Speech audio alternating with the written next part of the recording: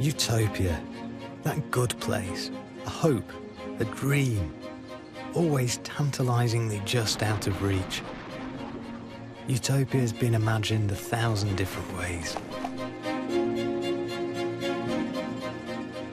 Yet when people try to build utopia, they struggle and very often fail. I want to explore why. We'll encounter experimental communities searching for greater meaning in life, utopian ideologies and plans for the masses that didn't leave space for the individual, and utopian architects with the faith that humanity's lot can be improved through better design. To practice architecture, you're planning for the future. You're looking far ahead. This is about how utopias either adapt or else they crumble. It's about the clash of grand utopian visions and very human flaws. Our craving for community versus our desire to break free. It's about what happens when you dare to turn utopian dreams into reality.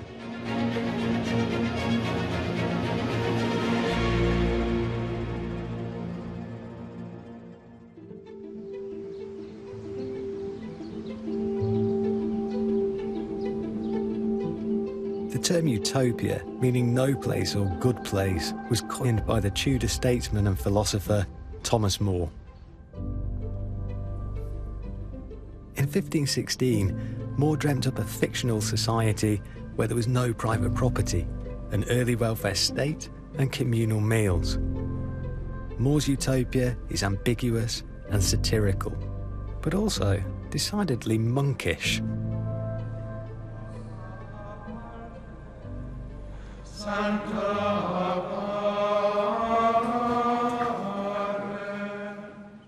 More suggests that an ordered way of life is an important part of utopian living.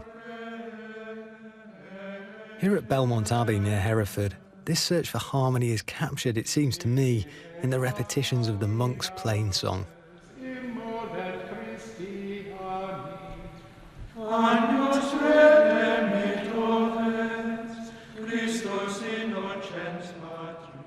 For us, a monastery is a good place in which to live and in which to really attempt the ideal of monastic life, and we aim for that. And then very often there's a reality which is not quite on the same level, as it were.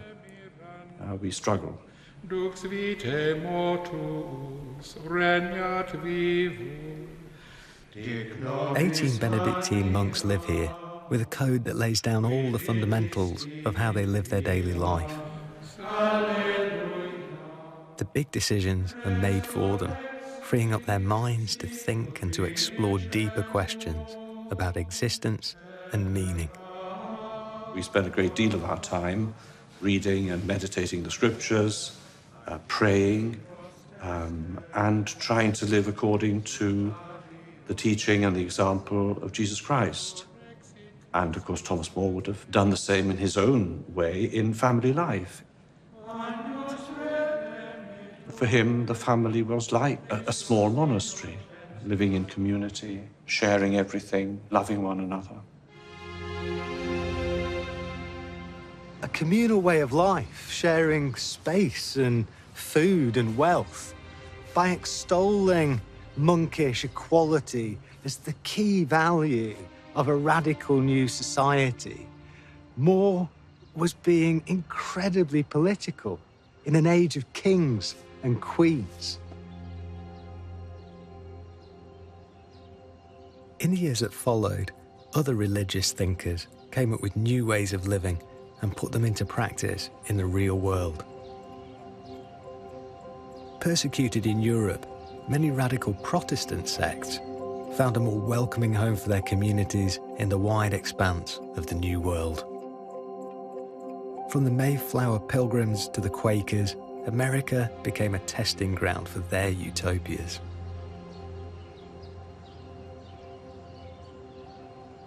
I've come to Canterbury, New Hampshire. Believe it or not, this was once a home to America's most radical utopians, an extraordinary experiment that ultimately failed. Hard-working and hard-worshipping, the Shakers got their name as Shaking Quakers because of their ecstatic movement and dancing during worship.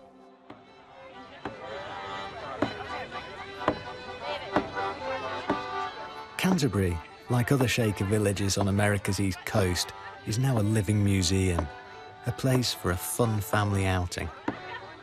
Yet the Shakers' way of life could hardly be more alien to modern American values of aggressive individualism. The Shakers were pacifist and communalist, and, way ahead of their time, believed in equality between the sexes. They were founded in the 18th century by Anne Lee, who had a vision that Christ would reappear in female form. At their peak in the mid-19th century, some 18 Shaker communities like Canterbury were home to over 5,000 converts, sharing open space, good food, accommodation, and education. I think that two of the words that guided them were union and order. And by union, they meant the idea that, as we would put it today, everyone's on the same page. And then the idea of order. You can see that the buildings are lined up in orderly rows. They had a set of rules, the time that they rose in the morning, the time for their meals, the time that they had lights out at night. They had rules for almost everything as a way of producing a calm and orderly life. In an attic of one of the old Shaker dormitories, a well-used rocking chair reveals much about the Shaker mindset.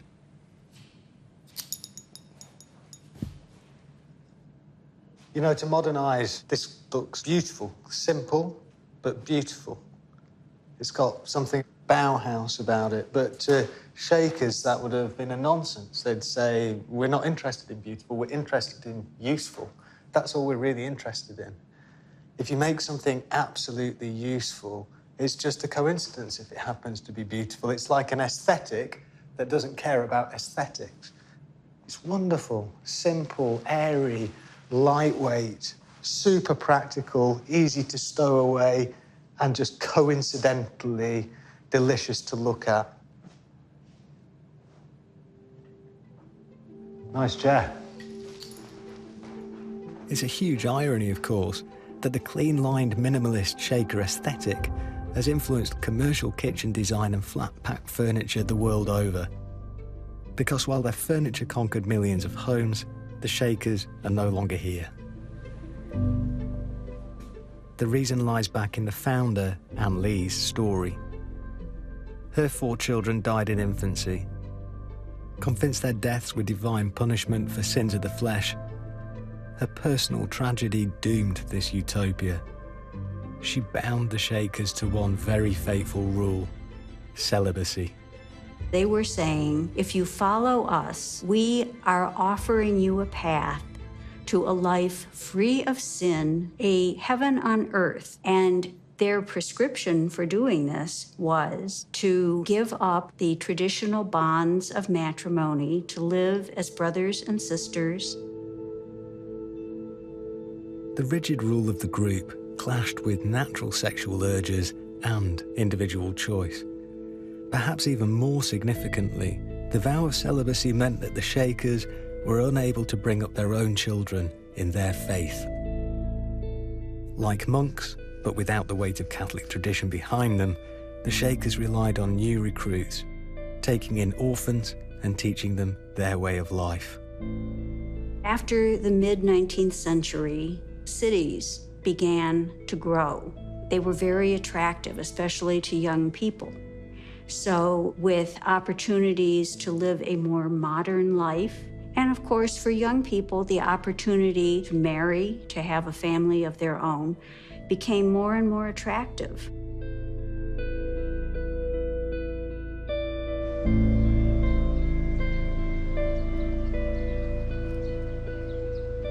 The Shakers clearly had an amazing vision for their time. You know, this focus on gender equality, well over 200 years ago, it's extraordinary.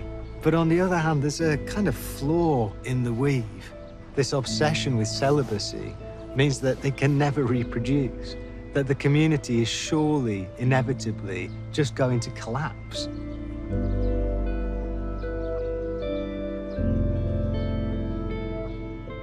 The tension between the utopian ideal and hard reality, the collective vision and individual freedom, has been played out in communities all across the world.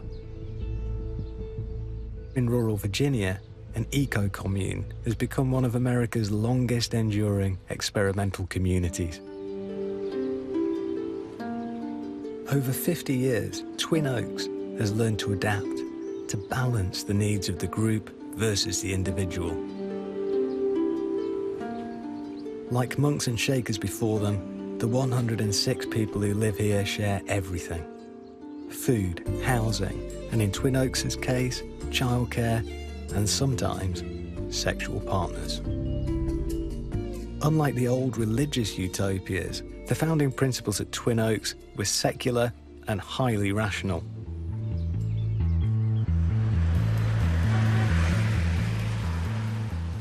The psychologist B.F. Skinner is remembered today for his controversial experiments on pigeons. His life's work was an attempt to establish that free will is an illusion and that behaviour can be modified by systems of reward and punishment. In 1948, in his novel Walden 2, Skinner dreamed up a utopian community where people are nudged towards living in harmony, being productive and happy through behavioural engineering. What is love? Skinner writes, Except another name for the use of positive reinforcement.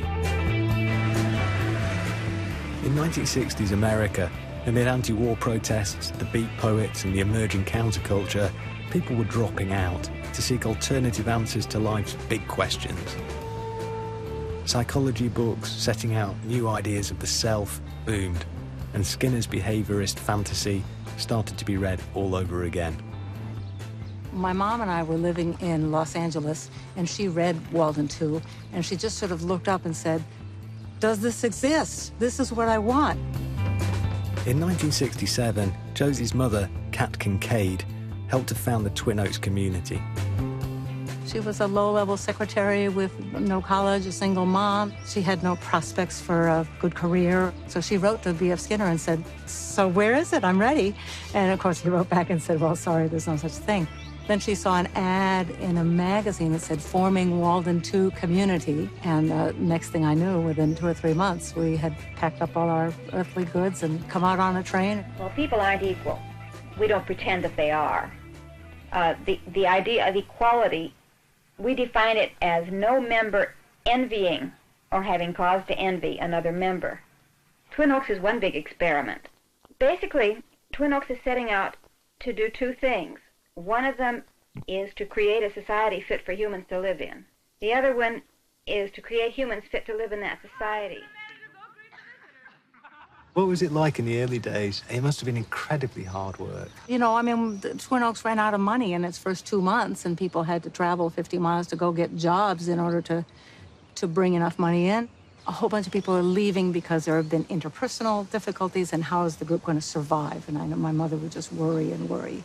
So it wasn't love and sunshine every day, but there was so much purpose that it was absolutely engaging and inspiring.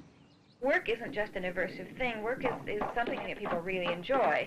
And There was Walden 2, and it laid out the template. And so Twin Oaks, to this day, as far as I know, has the planner-manager system. So the planners were the official decision makers. They would ask for input from the group. There would be several meetings about it. Then they would put out that decision onto the bulletin board, and then comments would be written about that. And then if there weren't too many objections, then it would become the decision, the made decision. It sounds dangerously like democracy actually could work. Well, certainly in small groups. One of those main decisions early on was to abandon behaviourism, which had soon become a dirty word amongst Twin Oaks' more hippie-ish residents. Yet, look more closely behind the laid-back exterior here today, and you find many leftovers from Skinner's systematic scientific approach. So this is the T'Challa living room. Paxos has lived at Twin Oaks for 19 years. Building this space, which is where the community had its community meetings for the first 15 or 20 years in this pit. But then we got too big. He explains the role planning and work have played in helping this utopia to both tick over and adapt to change. One of the things I wanted to show you, this is the people finder. Every person who is in the community has a labor sheet for the work that they're doing. These labor sheets are part of the clockwork nature of the community. We have a bunch of policy. We have a bunch of systems that are in place. One of the advantages of being in a clockwork community is lunch is available at noon. Dinner is available at 6, and it takes 88 shifts to run a tofu production week. That gives us a kind of reliability and a kind of internal structure that makes doing some of the more complicated things that we do here possible. If Twin Oaks holds something sacred, it's its labour system. This is a community with a work ethic. Each resident is required to contribute 42 hours a week, choosing tasks ranging from farming to cooking, cleaning and working the commune's thriving tofu making and hammock weaving businesses. More of a bowl shape to the Running alongside this communal graft, the residents use their power as a group to save money and pool resources. So this is one of my favorite institutions inside of the community. This is Kami Clothes, or community clothes. It's simple and surprising. This is awesome. Yeah. So this is a free collective clothes library where everything is sorted by type and by size, and everything up here is clean. Paxos explains how this lending library for clothes discourages the Twin Oaks residents from seeing clothing as personal possessions. It's nurturing the resources by not focusing on private ownership and rather on services. It's a commons. Yes, right. As long as the comments are not forced on people, but the comments are something that people participate in a way that works for them, then you get people saying, oh, yeah, I don't feel oppressed by the comments. I don't feel like I'm forced to share. I feel like sharing is a benefit to me. When I fully grasp that the residents share even their clothes, it strikes me just how radical Twin Oaks is in turning normal assumptions about ownership on their head. We're a deviant culture, right? Like in the mainstream, there's all this crime. There isn't any crime where I live. We made the choice to give everybody equal access to all of the stuff, so almost all of property crime just vanishes. We changed the relationship that the people who are here have with material goods. Because we're able to use dramatically fewer cars, and because we're sharing clothes and bicycles and all of the rest of this stuff, we have a tiny carbon footprint. We also have a tiny per person annual taxable income. My taxable income for last year was $7,000. That's like 2/3 the poverty line. But I've got a sauna, and I've got a weight room, and I've got a musical instrument library. I've got 450 acres of land. I've got organic food being harvested and cooked on the site, prepared for me every day. I don't cook very well. This is a really good circumstance, right? It doesn't feel like poverty. Twin Oaks appears to be an extraordinary alternative to consumerist, capitalist America. Hi, can I join you? But isn't it hard to share everything all the time? What do residents have to give up in this utopia? So I can see a lot of the upsides, but are there any downsides that you would be prepared to share with me? The fact that I could go decades without building long-term savings for myself if I were to ever leave is pretty nervous-making. Like, there's not, the community has a really powerful safety net. But once you leave, then you're out there in the mainstream again. Instead of dating someone and moving in, you already live with them. So relationships progress fairly quickly, and whether they're romantic or not, you're just in there with people, and you cannot avoid building relationships through conflict with lots of people. Very complicated relationships. We are definitely interested in a better place, but I care more about fairness, sustainability, designing new culture than I do about creating something that's perfect. And if you're focused on something that's perfect, then that's taking you away from these other things that are actually much more accessible. Twin Oaks has worked against the grain of mainstream American life for half a century now. I can see why it survives. There's lots to be said for the flexibility of work, the liberation of sharing, the plenty of beautiful land and food, and a strong internal organisation around which the community mutates and flexes. But the turnover of a fifth of residents every year shows how hard it can be to give up privacy and individual choice for life in the group. It isn't easy to fit into Utopia, even for the founder's daughter. Josie Kincaid left the community as a young woman. Twin Oaks, for me, is partly, being surrounded by love and a beautiful place, and partly having to work it out with everybody. Like when you live in a marriage, where does he put his shampoo and who drops her socks on the floor and, that sort of thing, you work out with two people. Well, here you work that out with 50 or 60 or 100 people. And for me, I just wanted a little bit more autonomy. The utopian dream is that people can work it out. They can exist in harmony, if together they build and continually tweak the right environment and the right rules by which to live. But this is a dream that is, of course, not limited to small communities. The idea of the perfect society has long been a political project, directed from above. The 20th century, in many ways, can be viewed as a period of historic struggle between utopian ideologies, Nazi, Soviet, and capitalist, all with a very different view of how people should live. This year, too, all the German youth will participate enthusiastically in gathering the crops, is the commentator's introduction. To serve in gathering the crops is to serve the people.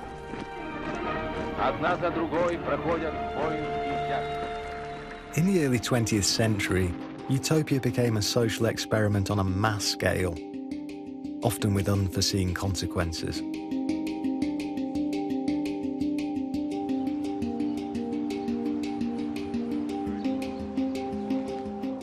In 1930s America, as city population swelled, the government imposed a top-down solution for housing the poor. Franklin Roosevelt's New Deal declared a war on slums, conceiving vast housing schemes in the inner cities. Places of hope and new opportunity. This was the birth of the projects. Unsightly buildings, dangerous and unsanitary, come crashing to the ground as the works program clears the way for a great housing project. Named for Chicago's beloved Jane Addams, this housing development will lead the way to better living conditions for families of low income.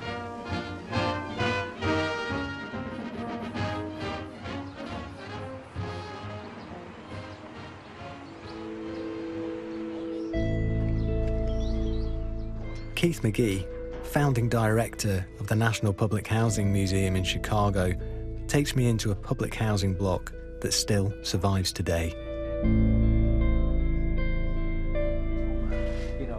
Taking their name from a local philanthropist, 32 Jane Addams homes like this were built in Chicago's West Side in the late 1930s. So this would have been an apartment. This would have been... Almost 1,000 individual apartments in which many residents would have experienced running water and indoor bathrooms for the first time. Here was an environment designed to create conditions for social cohesion and harmony.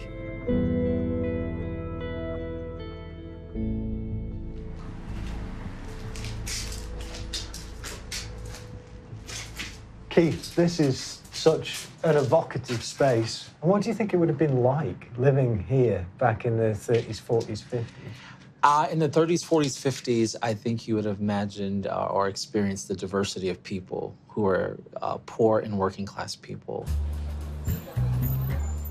In one apartment, you may have smelled kosher food, but across the hall, you would smell fried chicken.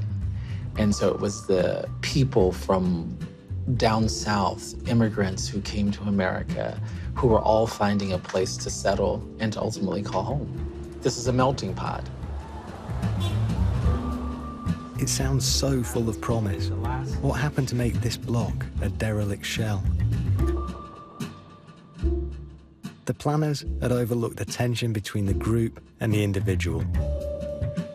Unlike the egalitarian communities of Monks, Shakers, and Twin Oaks, these blocks began to have huge disparities of wealth. As money from drugs offered a few an easy way to get ahead and crime soared, public housing became part of the problem rather than the solution. You could have in one apartment a working class family, a janitor, a nurse, and 4 children, and a pretty stable family. Next door to that, you could have had someone that was totally depending on social services. Perhaps across the hall, you could have had someone that was selling drugs. And they were probably faring best out of everyone in the community. But the impact of it all devastated public housing. By the 1970s, Chicago's housing projects were no-go areas, controlled by gangs like the Black Gangster Disciples. And ironically, Keith believes it might have been the very strength of community ties that aggravated the descent into dystopia. Because it was a community, people looked out for each other, not realizing that the level of devastation that drugs were having on the community, the selling of drugs. I mean, if you look here, over this wall would have been a dresser or a wardrobe that covered this. But when the police would come looking for the drug dealer, they shifted it so that you could escape your apartment and go to the next apartment. Well, that would seem to be a great idea to look out for your community. But what was it absolutely doing to the community? It was tearing it apart. In the 1990s, the city authorities had had enough. They dispersed residents into mixed-income neighborhoods and tore down the projects. This last derelict block will be converted into a national public housing museum. What an incredibly atmospheric place this is. To think that it was once such a good place. So many people. People coming in from all over the States to join a community. But it wasn't by all means just a good place. It was a place with its problems and with its challenges, some of them insurmountable. The projects were utopian in their attempt to take people of very different backgrounds out of poverty. But a good place of public housing simply couldn't address all of the social issues of a complex and changing inner city. But at least the intention here was benevolent.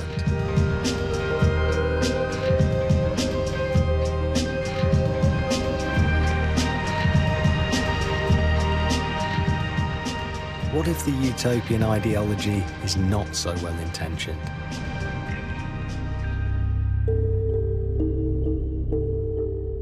If it's all turned on its head, and the utopia is dreamt up by a megalomaniac individual with a rigid view on solving all social issues in the most brutal and final way possible.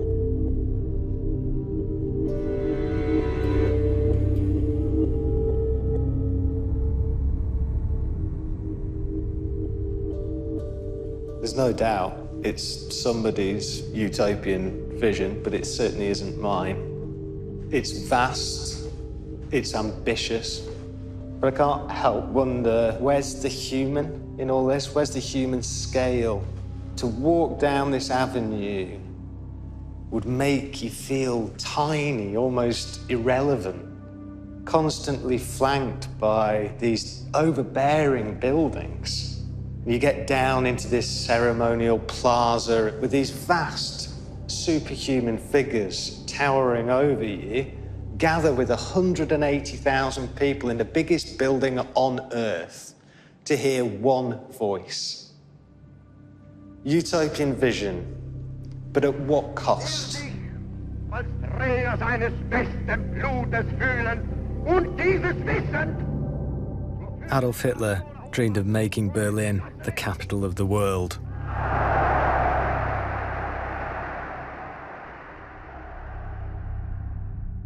Feldhauptstadt Germania, a grand metropolis centred around the 7-kilometre avenue running north to south, with the vast Volkshalle at its end, its dome 16 times larger than St. Peter's in Rome.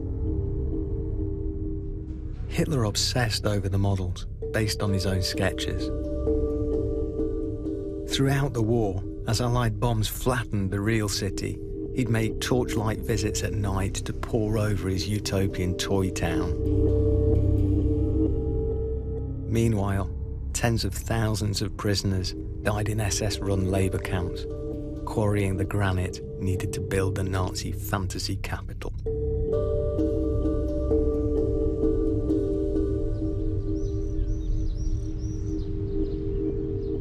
For years after the war, local residents were unsure what this block of concrete was doing amid a quiet Berlin suburb. But geologists knew. Here was a strange remnant of Hitler's utopia.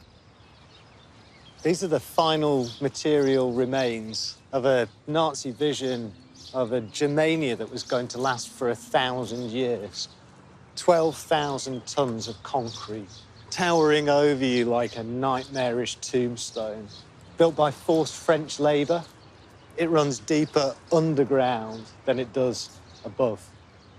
It was intended to test the ability of the soil of Berlin to bear the weight of the biggest triumphal arch ever conceived. A triumphal arch for a utopian vision that thankfully failed. The other great utopian experiment of the 20th century was Soviet communism. This ideology had its origins in Karl Marx's utopian vision of a workers' revolution and common ownership of the means of production.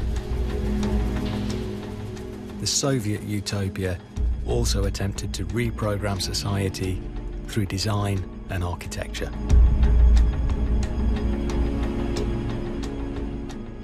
This is Lithuania. What's fascinating, I think, about the Soviet-era buildings left here is what they reveal about the regime's preoccupations, about how the individual should live and what they should care about in a socialist utopia.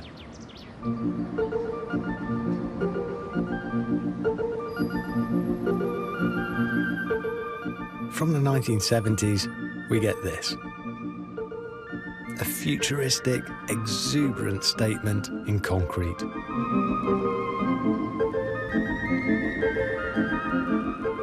The Palace of Concerts and Sports is a landmark of communist modernism, shouting about the virtues of fitness and health as ways to perfect the Soviet citizen. It's a bit bonkers, but I like it.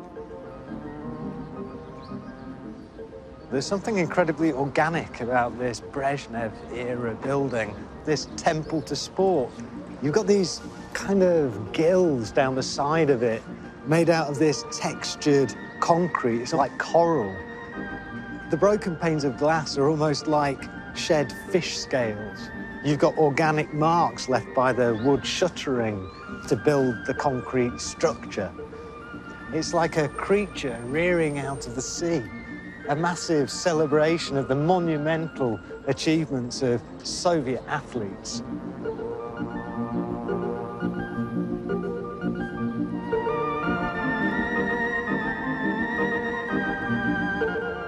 Outside Vilnius, in a small town called Druskininkai, lie the ruins of another Soviet utopian project. In this place of spas and sanatoria, workers could come for treatment, paid for by the state that wanted to keep them productive and probably happier for longer.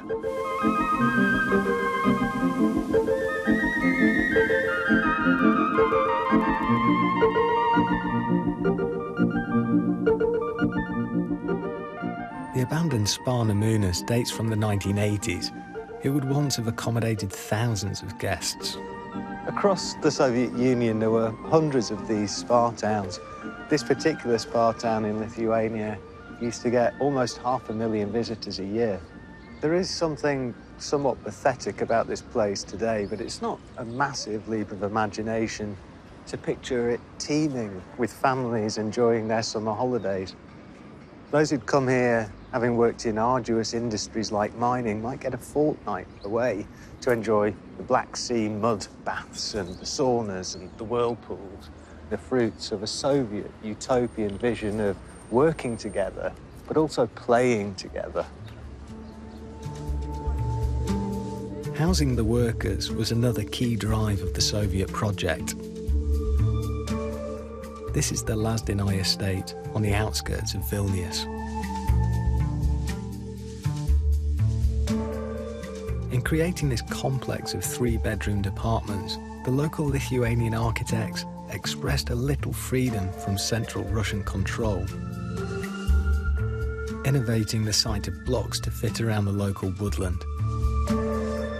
The estate went on to win the 1974 Lenin Prize for Architectural Design for the whole of the Soviet Union. They called estates like this micro-districts, as they had all the facilities of a town in one place. They were also known as sleeping districts, as this was where workers came to sleep before getting up and going back to work. So the main idea was, in order to feel comfortable, besides apartment, you need a school, you need a kindergarten, you need the playground, you need a swimming pool, cinemas, shops, and so on.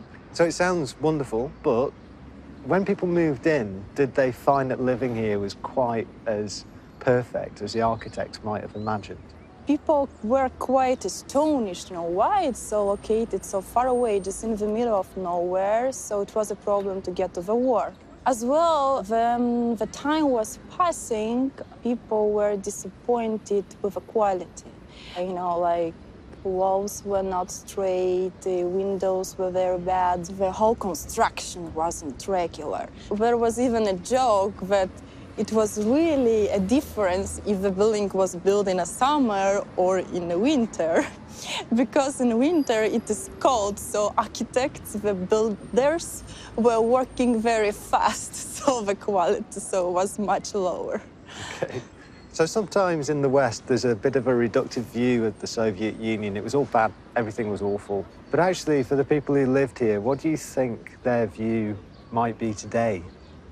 The life was simpler, we can say. You could imagine, person finishes school, school is free.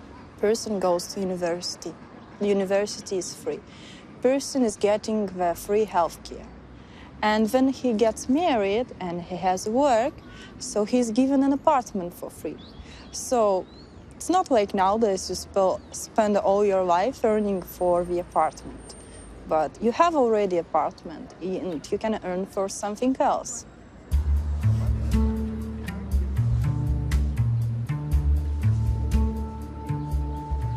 What is a utopia? Is it no place? Well, this is definitely some place. The architecture, okay, it's looking a bit tired, but it's southward-facing balconies. It's a short walk into the woods. There's little community notice boards outside each block. You get the sense that this is a vibrant, alive community still. Today, some might say that to be utopian means to be naive. Utopia is an impossible, unknowable dream. We look back on previous utopian escapades like Soviet communism and conclude that they were just pie in the sky, possibly well-meaning, but staggeringly open to manipulation. But is there a danger in taking such a view?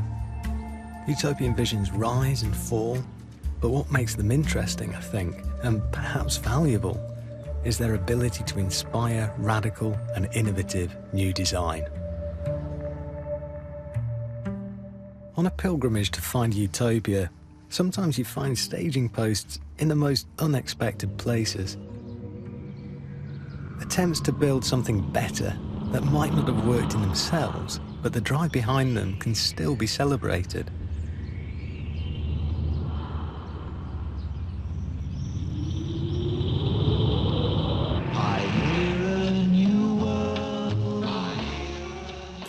look like much, clustered here in a disused army base in New Jersey. But these are the ruins of an idea from a utopian architect who designed some of the most revolutionary and efficient structures of the 20th century. So strange and so real. I'm an explorer in structures. I'm interested in the fundamental principles by which nature holds her shapes together. Richard Buckminster Fuller was, to put it mildly, unconventional. He was kicked out of Harvard twice. He went bankrupt in his 30s, and reeling from personal tragedy, the death of his infant daughter from spinal meningitis, he devoted himself to an extraordinary experiment. How much could he contribute to changing the world and helping humanity in the life left to him? His genius led to many early disappointments and frustrations. Fuller was horrified by newsreel of the London Blitz in 1940, and he dreamt of a whole new way of housing the displaced. Passing a Midwest grain silo one day, he had a eureka moment and built what he called the Dymaxion Deployment Unit, or DDU, to rehouse a family of up to 4 people.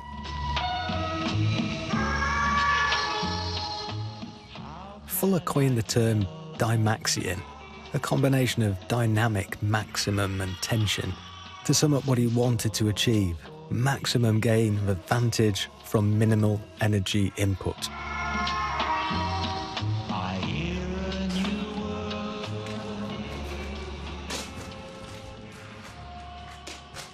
These DDUs are imaginary leaps into the future. How do you house people who've been bombed out of their homes? You put them into these miniature grain silos, and the detail is amazing. It's machine-age stuff. These portholes, amazing design, Bakelite windows, like something from a spaceship or possibly a submarine. And then this layer of insulation all the way around the building and through the roof. Built-in shelving units, even got a built-in electricity system. It's astonishing. And the gorgeous roof, it's like a flower opening. And there used to be a self-regulating air ventilation system. It's a beautiful and useful solution. To get the military on board, Fuller supposedly parked one of these outside the Pentagon in 1941. The military did buy a few hundred. There are said to be mysterious tin sheds in disused American bases all over the world. These tired but beautifully organic buildings have these lovely little details, like almost human eyes with little eyelashes. But they're mass-produced goods. Hundreds of them manufactured quickly and cheaply. They could be erected in a day by 2 people, flown in anywhere in the world. Minimum resources for maximum impact.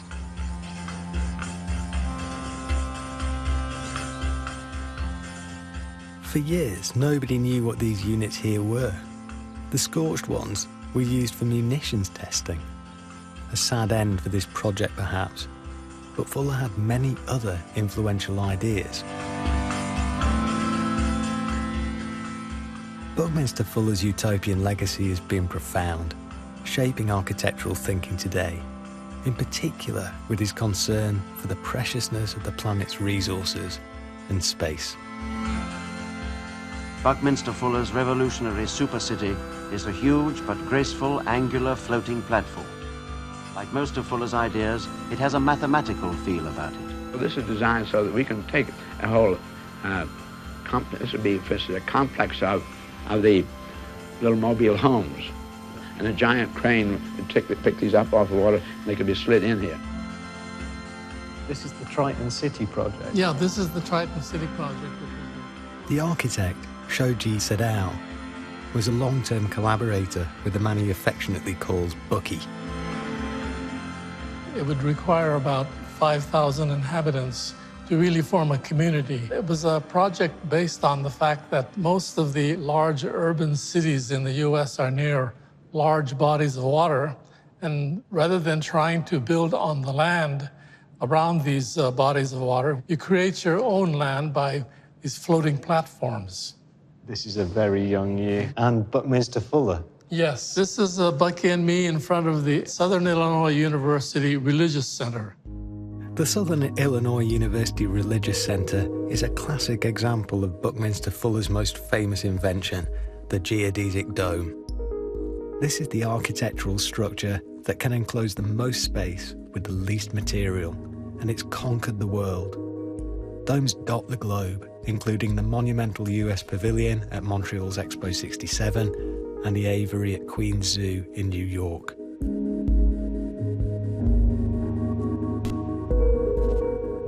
Shoji explains the engineering principles. What you're doing is you're making equilateral triangles here. If you have 5 triangles around this vertex, if you have 6, it'll be flat and it won't form into a sphere. But by using just 5 around the point, you begin to make a spherical shape. So once you've done the first row, it kind of builds itself. Keeping these vertexes always at the same distance from the common center, we begin to get then spherical triangles. The triangles are, Fuller realised, strengthened, not weakened by adding more. They interlock and support each other. The triangle is a structurally stable shape, whereas a square can be distorted, you know. By triangulating, you build a very strong structure. Here you go. Very nice. Wow. Yeah, you built a sphere. It's so strong. It is, yeah.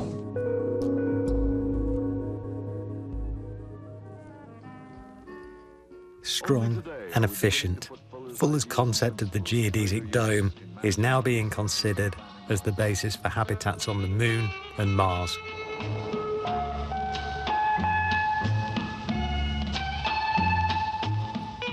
Norman Foster's architectural practice has been deeply involved in these dreams of the future. He met Buckminster Fuller in the 1970s, was captivated, and eventually employed him. Even at the point just before his death, he was one of the youngest people that I've ever met. In spirit, in thinking, he drew attention to the fragility of the planet.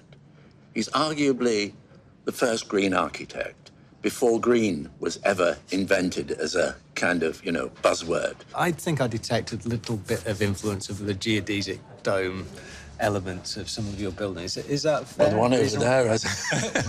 The idea of using triangulation, of distributing forces, of creating light and lightness, touching the ground lightly, using materials more economically to create something which is inherently more beautiful and inspired by nature. And actually, paradoxically, looks quite fragile, but is stronger and doing more with less. You seem to share this interest in waste not, want not, that you can make efficient use of materials. Yes, I mean, you have, 1.6 billion without access to clean water, energy, power. How do you address these issues? If you take a city, you've probably got one department which is devoted to waste and possibly using landfill to get rid of the waste. You've probably got another division of the city about generating energy. Really, if you put those two things together, you can burn the waste to create energy. And it's kind of, it's Bucky-style thinking. Foster and Partners has designed hundreds of futuristic buildings and structures across the world. From the Reichstag cupola to the Milau Viaduct and the new Apple campus, grand utopian dreams are very much alive here. I think to practice architecture, you're planning for the future. You're looking far ahead. So you're trying to work with an environment anticipating change. So in that sense, you have to be an optimist. So optimism, utopianism, I mean, it's the words overlap. We find that way of thinking much more in Asia now. I mean, if you take Hong Kong, the airport is embedded in the middle of the city. It's folklore, the aircraft are coming in, scooping, washing off the balconies, and they've got no land, they've got sea. So they take an island, chop it down, get the biggest dredging fleet in the world, make a site bigger than Heathrow, and do an extraordinary airport. That is the kind of thinking that was perhaps exported from here, from the 19th century. And that 19th century was a utopian vision because there was a belief in a better future.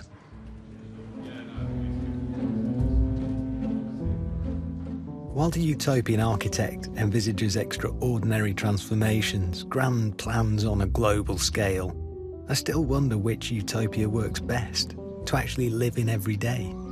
Where can we best navigate that tension between the big vision, the rules of the group, and the freedom of an individual? Who knows? Might the answer lie in a place that many of us routinely dismiss as dull and suburban?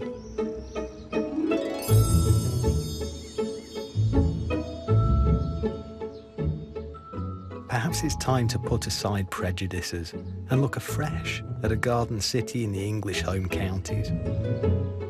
Could this be the unlikely utopia that has it all?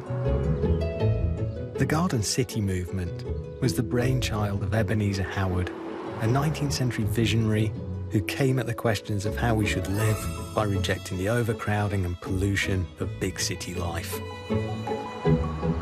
In the process, he helped give us the roundabout and the cul-de-sac.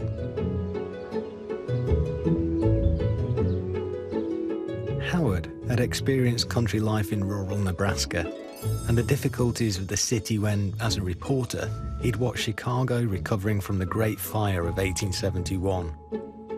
In his book, Garden Cities of Tomorrow, he envisaged new places to live where people would be attracted by the magnet of the best of town and country, mixed in one place. As the Times wrote in a review of the book, the only difficulty is to create such a city, but that's a small matter to utopians.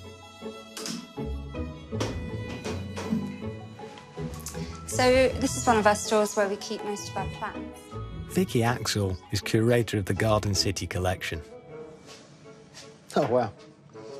So following on from Howard's influential book, the first Garden City estate starts to be built. You can see that it's a very green space, and everything's based around sunshine and light. You know, it should be harmonious and organic.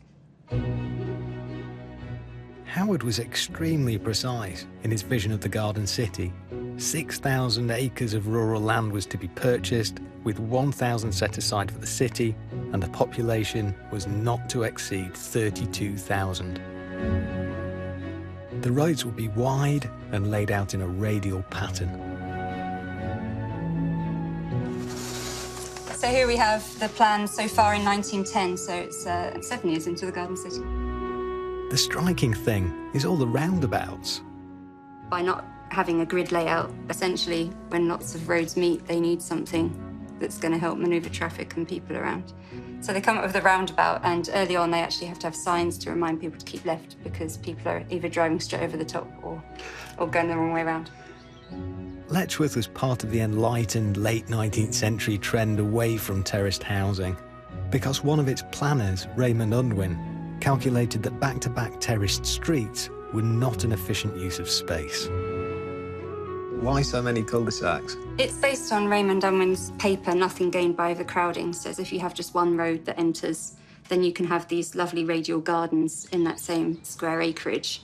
And you can fit more houses and more garden space and therefore get a better quality of life out of the same That's so space. counterintuitive. The cul-de-sac allows you to make more use of your real estate. And it's all about the gardens. And then the workers can grow food and they can help support themselves. Oh, wonderful. We might be used to it now, but in its early years, Letchworth was more than an innovative built environment. Every new citizen was a shareholder, and self-sufficiency was prized. This was seen at the time as a utopian experiment, promoting newfangled ideas and bohemian lifestyles. The majority of people come here for jobs, but there's a small minority of people I can illustrate here. Some people just wanted to follow that utopian vision and create a new way of living, and they were the simple lifers, they were known as at the time, but known also as cranks, not my term, people who were rational dress wearers and vegetarians and socialists, and sometimes all three. And they were attracted by this new utopia. Caricatures like this depict the cranks as objects of fascination for sightseers from London coming up for the day to gawp at them. How astonishing to think that 100 or so years later, a lot of these sort of, at the time, cranky behaviours are really quite normal. To be vegetarian is totally fine. That's right. To be radical politically is acceptable, but the diversity of voices that are tolerated here actually allows this utopian vision to survive. Yeah, that's right. I mean, I think it was a place where people could speak out and not be afraid to say what they believed in. Where Letchworth led, others have followed. There have been more than 30 similar community cities built in Britain, from Wythenshawe to Milton Keynes.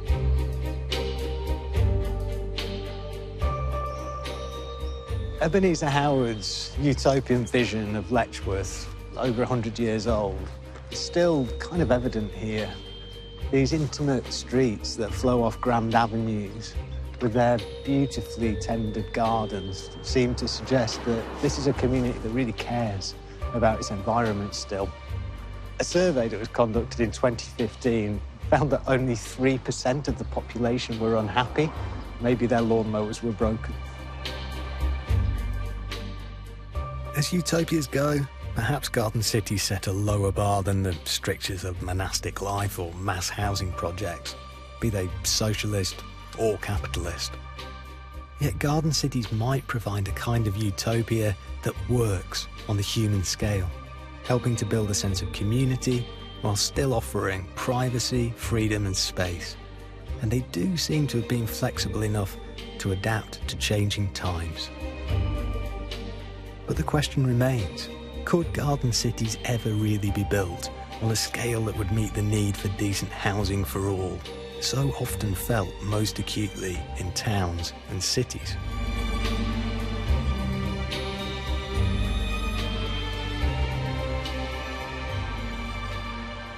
What struck me on this journey through some of the built utopias of the world is how attractive some of the values are of those who've fought for them and lived in them. A rebuke to our atomised, fast-buck, me-first capitalist culture. Many are communities with ideas about sharing, looking out for the environment, and working together in a common endeavour. Even amid the failures, there's something noble about this striving for utopia. It seems to me to show off a better side of our humanity.